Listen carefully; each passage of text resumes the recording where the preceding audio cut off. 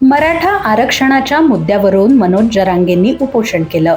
सरकारने मराठा आंदोलकांच्या 8 पैकी 6 मागण्या मान्य केल्यावर जरांगेंनी उपोषण मागे घेतलं. पण मराठा आरक्षणासंदर्भातला GR निघाल्यानंतर ओबीसी समाज मात्र नाराज झालाय. आंदोलनाची मशाल आता ओबीसी समाजाने हाती घेतलीये. महत्वाची बाब म्हणजे ज्या गावातून मराठा समाजाचा लढा राज्यभर उसळला त्या आंतरवाली सराटी गावातही ओबीसी समाजाचं उपोषण सुरू आहे. 1 सप्टेंबर पासून ओबीसी समाजाचं आंतरवाली सराटीमध्ये आंदोलन सुरू आहे. बाबासाहेब बटुळे, बाळासाहेब दखणे, विठ्ठल तळेकर, श्रीहरी निर्मल यासारखे नेते या उपोषणामध्ये सामील झालेत.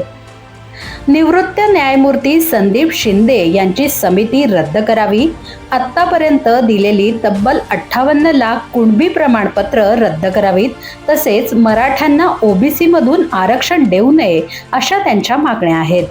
एकीकडे मराठा समाजाचा जल्लोष सुरू असताना दुसरीकडे ओबीसी समाजाचं आंदोलन सुरू आहे. त्यामुळे राज्याचं राजकारण आरक्षणाच्या मुद्द्यावरून वारंवार पेटत असल्याचं दिसतंय.